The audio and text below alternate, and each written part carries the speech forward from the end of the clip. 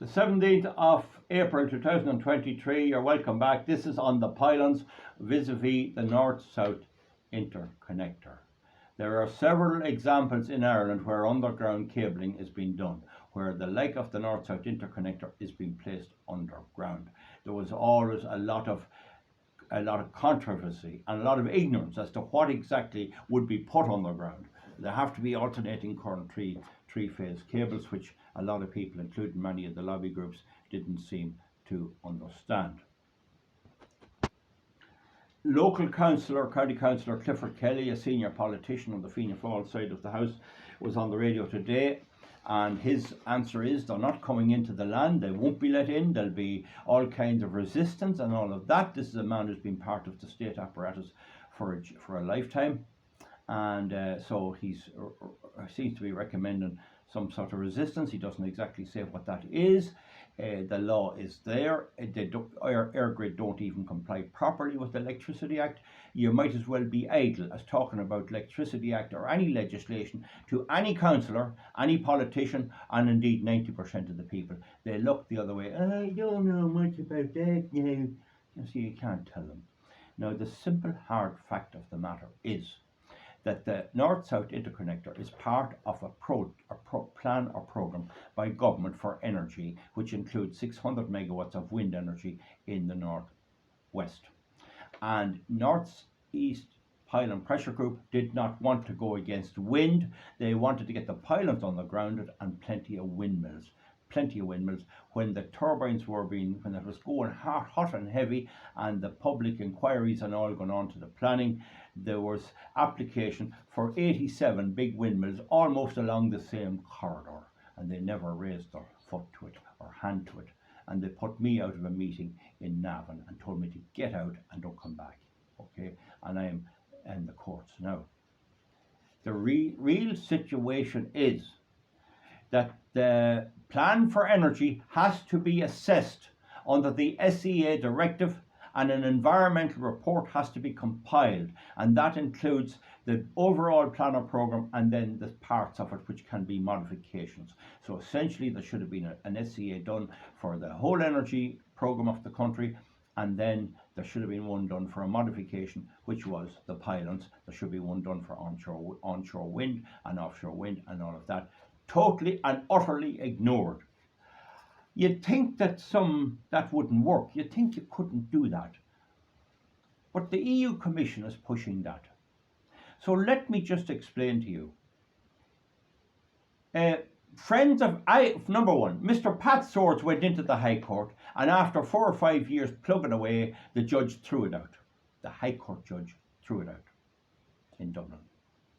I went into the High Court on the North-South Interconnector, and after 2 days battling, the judge, Max Barrett, threw it out. He said that the court, that Bord Pleanála had no substantial decision to make. In other words, they couldn't refuse it. So that's as far as I could go, and that's as far as Mr. Swords could go. And I've been trying to get groups, wind energy groups, to fight on the lack of SEA for this, and it has worked. What the Bord Pleanála do is they back down rather than fight it on this. They back down on some other ground. So along in 2019, along came the court out of Belgium, where they challenged the wind energy guidelines 2006 in Belgium for not having any SEA. And the Court of Justice of the European Union, I'll write it down here, the Court of Justice of the European Union, in case C-2419, ruled the wind energy guidelines, which are the same in Ireland as in Holland, are a plan or programme. B, they have to be assessed, and they're not.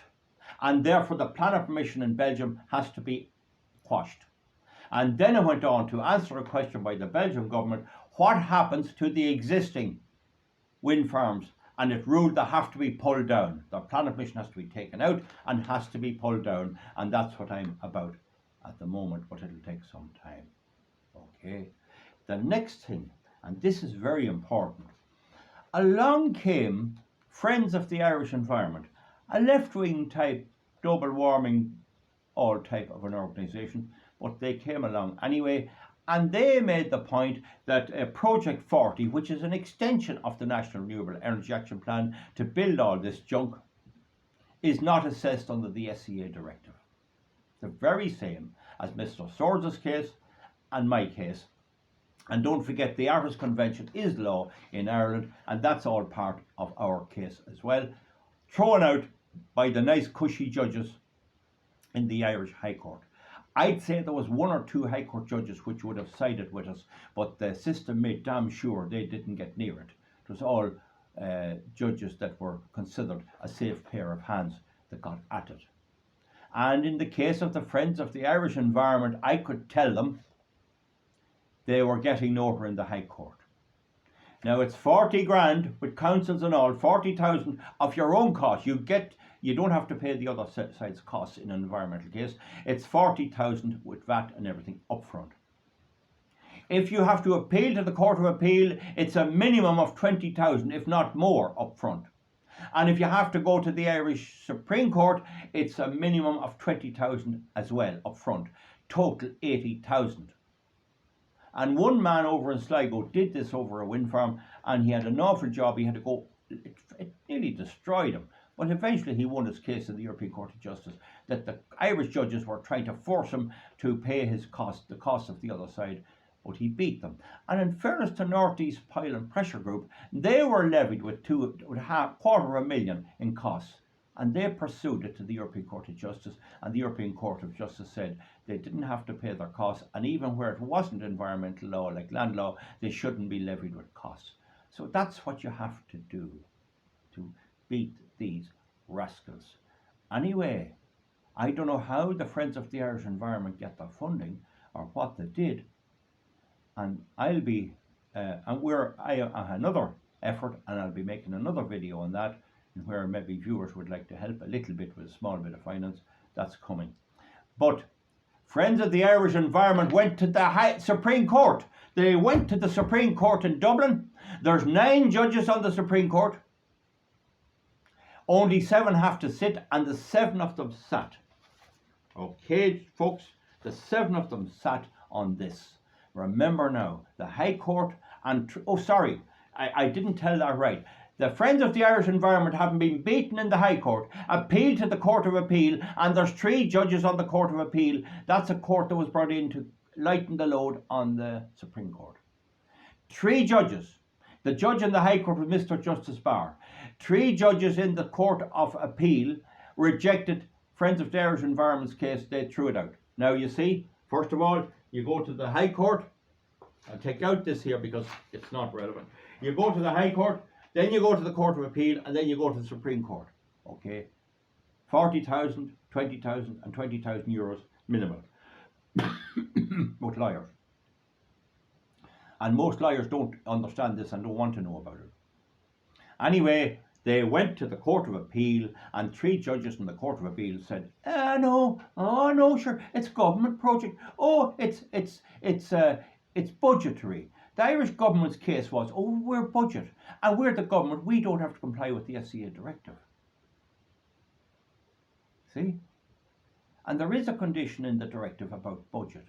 Essentially what that's meant is for where there's a national budget, like our budget in November, there's usually a budget, puts up the price of a pint of beer, puts up cigarettes and puts up petrol, and then gives a penny on the children's allowance and whatever else, and a little bit on the old age pension. That's the annual budget. The directive specifically cuts out that, because the directive says that plans or programs are those co-funded by the European Union, as well as the government.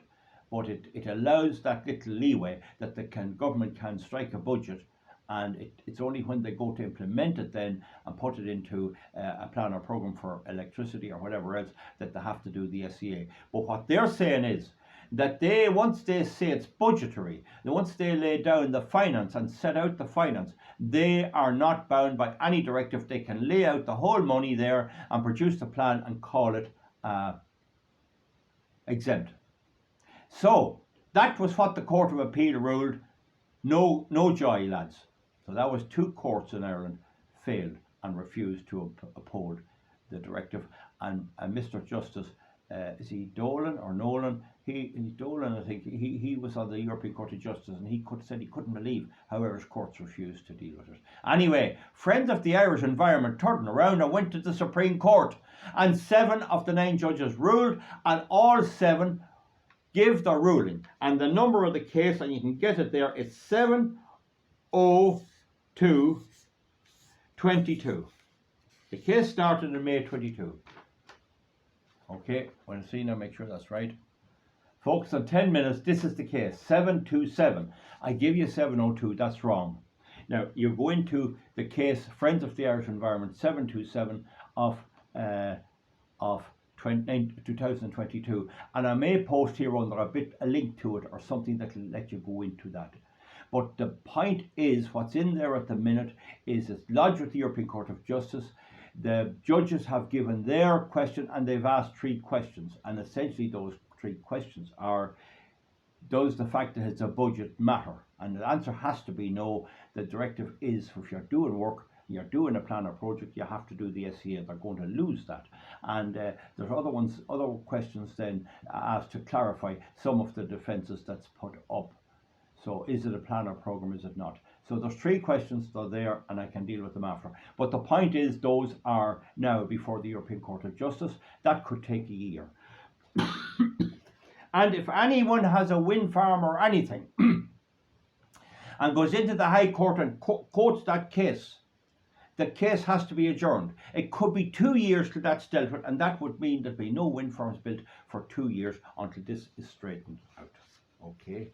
Now, 2419 is the case on the guidelines. That's an oldish case now. And 72722 is the case on this Friends of the Irish Environment. We have great hope in this. I hope they don't pull it out. I'm assured that they have to go ahead now that it's in. If the government lose that, that means they're going to have to do the environmental assessment, and there's going to be some crack with that. Hopefully we're able to jam them now that they can't get doing much. But the North-South Interconnector can now be attacked in the court. It's about to be built. Section 160 of the Planning and Development Act 2000 states that anybody can go in and apply to have it stopped. And this is what Clifford Kelly and his party in Fianna Fáil, the Fine Gael ones, Sinn Féin, none of them will raise this in Dáil Éireann. The illegality that's going on right under their noses, and they would have to do the assessment. And the reason is, these parties are told, and these politicians, you do not rock the boat. All of this anti-pylon stuff, that's all cod. Don't you believe that? That's all a cod to get through the election. The only way to handle this, and you'd frighten them straight away, is go in and challenge them on the SEA. And indeed, if North East Pylon Pressure Group went into Eirgrid and said, if you don't put them on the ground, this is what we're doing. There's the case law. I'll bet you'd be easy talking to Eirgrid. They'd capitulate. But there's nobody prepared to hit them on the elephant in the room. Have I made that clear now, folks? No matter how I state it. 2419, I've dealt with this before. We now have a case going on, and I'll be talking to you on that. And this is 72722. That's the case that's in the European Court, where Friends of the Irish Environment are challenging all of this stuff, and Project 40 and all of this, to make them do the assessment and all of that. So we'd see you back for something else. These pylons are preventable. The bottom line is they're codding us up to the 2 years, and North-East Pylon Pressure Group should explain why it did not go in and take up my case on the SEA. It's been won. I was right. It's been won, and now this has been won. And slowly but surely they're being hit. And that's what North-East Pylon Pressure Group should have done. But they wouldn't do it because they are in league with all the farmers who want windmills everywhere. Oh, don't stop the windmills. Don't stop the windmills because I'll starve if I don't get windmills. And they tried to do that. Now, I could have had more props in that. I'm going to do it better now for you. Now, here's some. You think, Jesus, I only have $500,000 in the bank, and I'm a poor man now, and God Almighty, I've only 400 checks, and I have 3,000 sheep, but it's not enough. Well, God, if I got windmills, I'm living in Trim, or I'm living in Navan, I'm living in Carnaross, and it's the best land in the world. Jesus, fill it up with concrete and steel, and I got all this money, and if I don't get the money, what will I do? And northeast pylon pressure, oh jeez, we look after you all right, we'll make them put them underground. They're running with the hare, and they're hunting with the hound. At the end of the day, if this north-south interconnector goes up over ground, it has done so in defiance of the SEA directive, and in accordance with case 2419, it can be pulled down. It can be taken down. And if I have me health and live, and I get the windmills down, I'll start taking them down. That's a shaky way to have any investment. It's in complete defiance of the treaties on the functioning of the European Union, which told us we'd have our environmental interventions fully assessed. Folks, I'll be back to you on another issue on that, very close to my heart, and we have a wee move of our own on now, and I'll explain that to you in another video. Grand, we'll see you back. Thank you very much.